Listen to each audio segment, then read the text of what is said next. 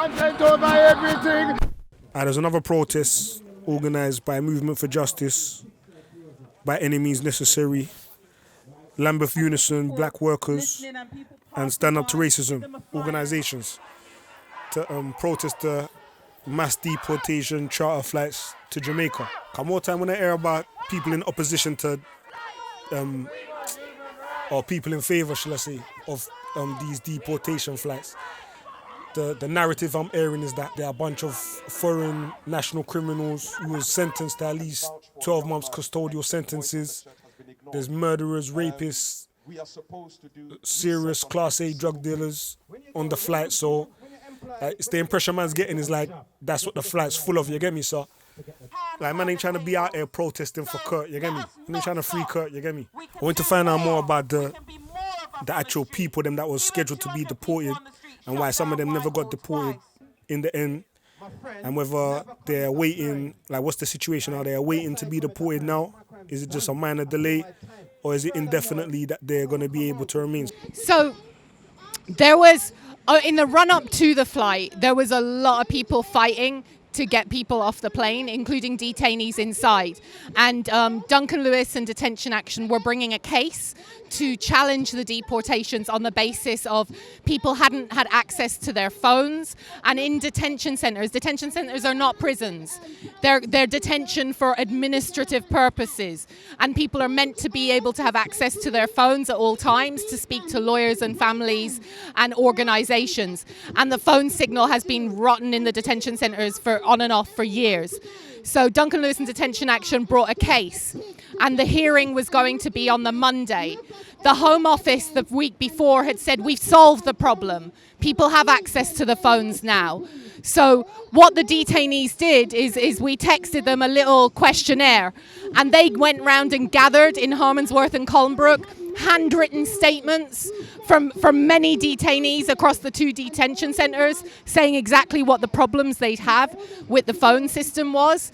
And they managed to sweet talk a guard into letting them email it to us late on Sunday night. We got that to the lawyers and to Detention Action, and it was that evidence that meant that injunction was won. And it meant that the detainees only in Harmondsworth and Colnbrook could not be put on the flight. Unfortunately, detainees in Brook House were not included in that decision, and that's why the people who were on the flight were from Brook House. Apparently, to be deported, you have to be a foreign national and be convicted to serve at least a 12-month custodial sentence. More time when I hear people advocating for these people to be deported, I keep on hearing that among them are murderers, rapists, like these people have committed serious crimes, Class A drug dealing and all of these things. So I wanted to try to get a better picture of the vast majority of the people that are being deported. I was in touch with 26 detainees in advance of the flight who were scheduled to be on that flight. Out of those, the vast majority were drug offences, possession with intent to supply. There's some people, because what people don't realise is the 12-month tariff can build up. So one guy, he had got 10 months for ABH, which is one of the lower kind of violent, actual bodily harm. But because he'd had a previous driving offence where he'd served 3 months, they added it together. So effectively, it was the driving sentence that he was going to be deported for. He was one of the ones who managed to get off the flight. But the truth, due to the phone situation, because he was in most of the people I was in touch with were in Harmondsworth and Colnbrook. There was only a handful in Brook House. I'm here to stand for the campaign of Linton Murray. Some of you might have heard or seen his face on the newspapers of The Sun, calling him a violent armed robber and a rapist, and also the poster boy for the agenda the government is pushing to basically cover up the atrocities that they are putting families through. I'm here to speak to make everybody know that this is not just conspiracy theory, but it's a reality. The government is lying to all of us. There is so much covering up that is being done in order to push an agenda that is inhumane. Linton Murray came to this country at the age of 12 years. He's now 32 and was deported for the reasons of having done a crime which actually, if he was supposed to go to be sentenced to death. I'm trying to listen. Come on, what is this? Put this shit off.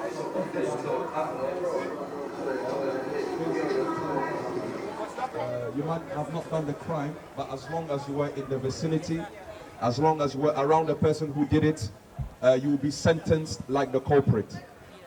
This is how Linton Murray was sentenced in his 20s. Now, he had not done the crime. The judge actually put it in his notes that we know you did not do the crime. But the young man, fair enough, served his time and came out. 4.5 years. At that point in time, our church, GSC, took this young man, because this is the work we do. We go out on the streets to try and help young men who are vulnerable to gang violence. I myself am a former gang member who has gone through that rehab. I'm a changed person today, glory be to God. And I met Linton Murray through this same organization, and we helped him to also reform himself straight from prison. As you know, the government does not do that. When we reformed Linton Murray, gave him a chance, he now joined our team and began to also go on the streets of Peckham, Brixton, Lewisham, Tottenham, to go out and help young people to also have a chance to change their lives. And why I'm saying this is because this young man is right now in Jamaica. When the Home Office was looking at his application, we put through every single evidence they needed to see that this young man was not a nuisance to society, but rather a contributor to the help that they are so-called crying for. They ignored it. As a matter of fact, he was seeking asylum. The young man got to know that his application was denied whilst he was on the plane. I don't know if you've ever heard of that before, but that's what happened to him. On the plane, the young man was told, your application has been denied. There was no chance now to call his lawyer. There was no chance of appeal. All he knew is that he was now on his way to Jamaica. As I'm talking to you, this is a young man who has Windrush connections. The government ignored that too. This is a young man who has no family back in Jamaica. As a matter of fact, the family he had was shot dead, and that is why he was claiming asylum in this country. The first week he went back to Jamaica, he was recognized. Why? Because the papers put his face out due to the government's labeling of him being a violent armed robber. As I said, he was joint enterprise, so he did not rob anybody, and he was never been violent. We are here to represent the church because, just to let some of you know, I mean, this is a multicultural society. We believe in all faiths, respect everybody, but this is a Christian country by law, if some of you do not know. So the church has a voice, and it has been taken away. I'm here to also fight against that, because it doesn't make sense that a church can vouch for a young man and the voice of the church has been ignored. We are supposed to do research on every single case. As somebody said recently that terrorists get released. You hear them, that the government assesses them. I don't know what they do in assessing them. But those so-called terrorists that are assessed get released and end up stabbing people and end up killing people. I wonder if that same sort of assessment is done for everybody who is being put in this charter fights. You can see that 17 people were deported. All of them are so-called criminals. I can tell you that if you look at the facts and the details of each and everybody, you'll know that they are not criminals. This is what the government wants you to understand so that you clap for them. This is what they are trying to do, and it's going to get worse. The truth is, it's going to get worse.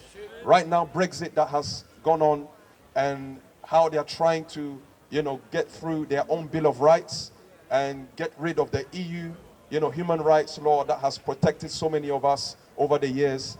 I tell you, if we don't make a change, if we don't rise up, we're going to cry. If we don't cry, our children are going to cry. And right now, this is something that is really a big, major cancer in our community that I hope each and everyone who is hearing this will stand up. I'm really pleased that I don't just see the black community here, but also white British indigenous people here who are also supporting the cause. Because this goes beyond color. This goes beyond faith. This is about humanity. And I believe that we will need to stand and make this heard. This voice that we have used over the past months, the activists and some of the media houses who have actually done a good job, I really applaud them. Because without that, I believe there would have been more people deported. So it tells you that those who have been saved, there's many more that can be saved through such a move. We shouldn't just put this to others to do. You know, somebody was telling me recently that they're so proud that our organization, which is a church, is also standing because many churches do not speak out. We leave it to just prayer. I want to encourage every faith group as well. It's not just prayer, but we must act. Our prayer backs up our actions. That is why we pray, because we believe that as we have prayed, whatever we're going to do, we will succeed. So we are praying for each and everybody who is, losing a loved one, families who have been broken. My dear mom who is still mourning her son. You can imagine the pain she's going through. And just imagine how many more people you've not heard their story. And right now, they are back home lost. As I'm talking to you, Linton Murray, who has been deported because of the face and the label they've given to him, he can't get a job. Why? Because he's in Jamaica, and if you Google his name, it is seen as a rapist and violent armed robber. So what do you expect the young man to do? What can he do? He's never been there for the past 20 years. He doesn't know anybody there. He doesn't know nothing there. This is the reality of what we're fighting for. And I'm hoping that each one of us will do their own bit in their own corner. God bless you all. Thank you. And one brother EJ was due to be deported. He phoned in and explained how the protesting that the people them done helped to prevent him getting deported, and the process that they took from inside the detention centre. One of those who was at risk of being on the charter flight. He was only released last week. And on Saturday last week, Movement for Justice, we went and we demonstrated at Harmondsworth and Colnbrook. We didn't advertise it because we wanted to get round the windows so we could connect up directly with the detainees who were really, a week after the charter flight, really feeling that pressure and that isolation and that depression. And EJ managed to gather all of the people on his wing in his area, and he brought them out into the courtyard and they chanted and demonstrated with us. So I'm going to introduce EJ. Hello. We can hear you. Hello, listen. Yo, listen. Thank you all. Don't anyone feel like any of this is in vain. I'm living proof that what we're doing is working. We're shining a bright light on all this travesty and all this effery that's going on. I don't feel like we're gonna bow down from this fight in any way at all. I feel like we've got them on the ropes now. I feel like our movement, everything that Movement for Justice has done, all the organisations, Beard, Duncan and Lewis, the family support and all the support that's actually going on inside, it's down to it's you guys that give us strength. You gave me a lot of strength. I felt your presence and I felt the actions and I saw the movements on TV, and it really inspired a lot of us when we're sitting down inside behind those doors and in those cells when we're banged up at night. We see you guys on the news, and it's a beautiful thing. So I'm just here to say today, please continue to help us and give us the strength to like stand up and speak out, because people really feel like they don't have a say while they're in there, and you guys really, you gave me a platform where I was able to show everyone that we can do this. Movements for Justice, we can do this. We will not let this slide. Our families, we're not going to tear them apart. We're not going to have families torn apart over corrupt racist governments. Like, nah, man. That's it, man. Movement for Justice, we like me and my family, we love and rate everything that you've done so much. Even my friends there, like a lot of them, just so you know as well, a lot of people, I was speaking to a couple of detainees earlier, a lot of them have already been released. Some of them are going to court this week to be released. Since I've been released in 8-9 days, so I've only been out, 8-9 days, 9 days at the most. Since I've been out, another 7 people have been released. So please continue to carry on pushing, because we've got them on the ropes, man. We've got them on the ropes. DJ, will you join us No doubt, no doubt, no doubt. You shout no charter flights, we'll stand rest. No charter flights. We want human rights. No charter flights. We want human rights. That's it. No, I'm telling you, you guys, you really are a miracle movement. Like the amount of strength that everyone like kind of gave us. Just seeing you guys on TV and seeing you guys come through and actually protest for us, it really, I'll tell you what, it means so much to even people that aren't English speaking. They feel the energy and they feel the righteousness, so they want to jump on board even if they don't know what's going on. So really, like, bravo to you guys. Like, my hats off to you guys, man. Movement for justice. No, thank you so much. Thank you, EJ. And we fight because you guys are fighting, and it's the fight that you made inside there. I'm just gonna say one thing. It really was. People talk about what happened in the court and the injunction that was got that prevented the Colnbrook and Harmondsworth detainees from being on that flight. A lot of people don't know how that happened. It was EJ and Fitz and other detainees who on Saturday, I texted them a series of questions about their phone signals, and they went round, wrote up their own questionnaires and got handwritten statements from all the Jamaican detainees about the problems they've been having with their phones. And late on Sunday night, Fitz managed to get them to open up the room so they could email them to us. And that evidence that the detainees gathered is why that court case won on the Monday.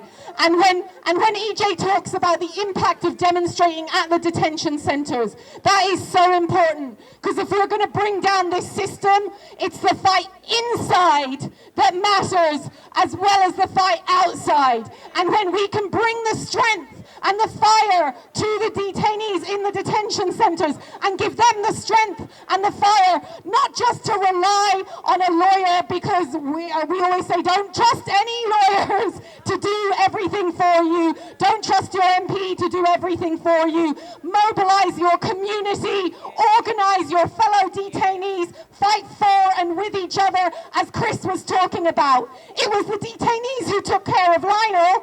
They were his nurses and his doctors and his carers in that detention centre. That's where the strength lies. It lies with us and it lies in the detention centres. And at the end of April, we'll also be going to demonstrate outside Yarlswood in Bedford. So look that up, check it out on Facebook, because it's those demonstrations and connecting with the detainees inside that builds the strength that can bring down this system. Thank you, EJ. Thank you. No charter flights. We want human rights. No charter flights. We want human rights. No charter flights. We want human rights. So I asked Karen what was the status of the remaining people that was due to be deported but never got deported due to the last-minute decision held up by the Court of Appeal. There's a mixture of situations. Some people are still in the detention centre.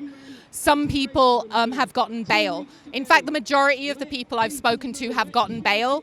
What that means is that they're now in the communities with their families. They still have to fight their immigration case. They still have to win that. But that's the truth is, you know, like one of the guys who was in detention after he served time for a joint enterprise robbery conviction.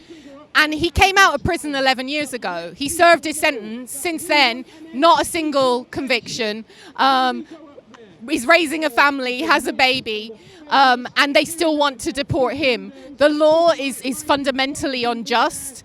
And all of these people, even the ones who've served for more serious crimes, if we have a justice system that says someone who does that crime, the fitting punishment is this amount of time, then why should people who have a British passport be able to come out and rehabilitate and build lives and families and communities, and just for the lack of a passport, often which many of the people had indefinite leave to remain and as children would have been entitled to register as British citizens or to naturalise, but they couldn't afford the fees. Why should they be treated differently? It is racist. It is fundamentally racist. I also wanted to know if there was any circumstance in which you would see it as just for people to be deported. Our position is that if the justice system is to mean anything, a judge gives a sentence commensurate with that crime. When people serve that time, there should be some notion of rehabilitation.